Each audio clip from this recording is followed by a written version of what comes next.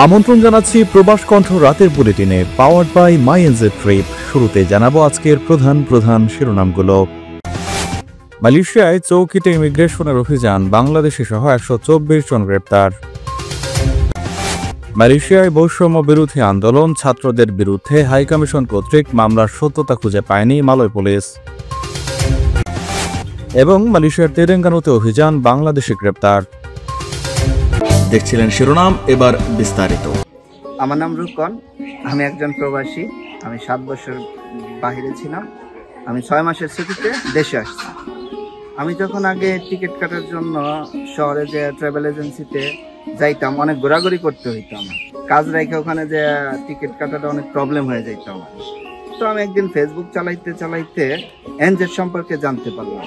তারা নাকি ঘরে বসেই আমার এইটাতে টিকিট কেটে দিব। তাদের সাথে যোগাযোগ করলাম, পাসপোর্টের যে ফটোকপি তাদেরকে আমি সেন্ড করলাম, সাথে সাথে আমার টিকিটটা আমার ফোনের মধ্যে তারা পাঠিয়ে দিল। আলহামদুলিল্লাহ, আমি ভালোভাবে আমার পরিবারের কাছে পৌঁছাইছি। আমি 6টা মাস আমার পরিবারের সাথে থাকতে চাই এবং দেশের সৌন্দর্য আমি উপভোগ করতে চাই। এভাবেই হাজারো প্রবাসীর আস্থার ট্রাভেল এজেন্সি হয়ে উঠেছে NZ, one platform, all travel solutions.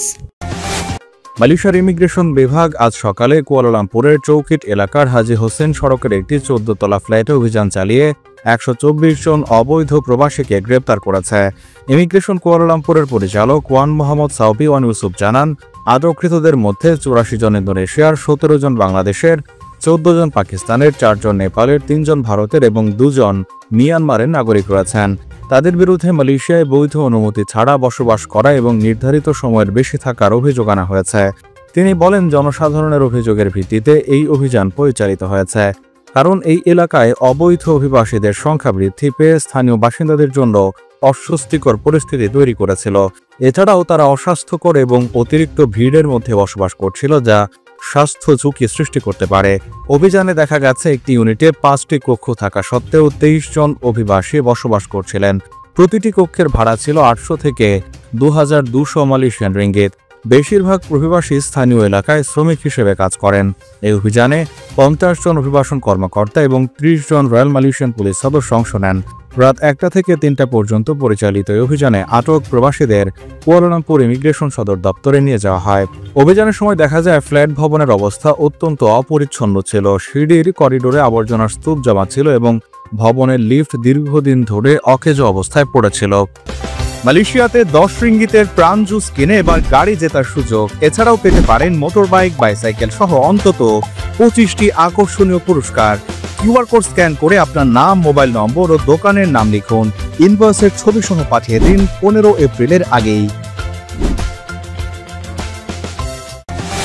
দেশে বৈষম্য বিরোধী ছাত্র আন্দোলন চলাকালে মালয়েশিয়ায় ছাত্রদের বিরুদ্ধে বাংলাদেশ হাইকমিশন কর্তৃক মামলা করার অভিযোগের কোনো সত্যতা খুঁজে পায়নি মালয়েশিয়া পুলিশ। ঘটনার বিবরণে জানা গেছে, বৈষম্য বিরোধী আন্দোলন যখন তুঙ্গে, তখন মালয়েশিয়ার ইউনিভার্সিটি কেবাংসাং মালয়েশিয়ার বাংলাদেশি ছাত্র ও শিক্ষকদের বিরুদ্ধে কুয়ালালামপুরের বাংলাদেশ হাইকমিশন কাজাং থানায় রিপোর্ট করে বলে অভিযোগ ওঠে। ফলে বিশ্ববিদ্যালয়ের ছাত্র ও শিক্ষকরা নানামুখী হেনস্থার শিকার হন সেদিন।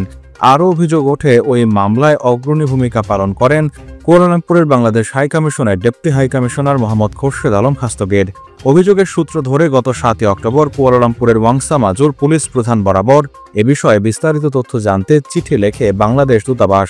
হাইকমিশনের চিঠির ভিত্তিতে গত 23 অক্টোবর ওয়াংসা মাজু এরিয়ার পুলিশ প্রধান শায়রুল আনোয়ার বিন আব্দুল ওয়াহাব স্বাক্ষরিত একটি রিপোর্ট বলছে, গত বছরের 1 জুলাই থেকে 30 সেপ্টেম্বর পর্যন্ত বাংলাদেশি শিক্ষার্থীদের বিরুদ্ধে কাজাং তথা মালয়েশিয়ার কোনো থানায় কোনো মামলাই হয়নি।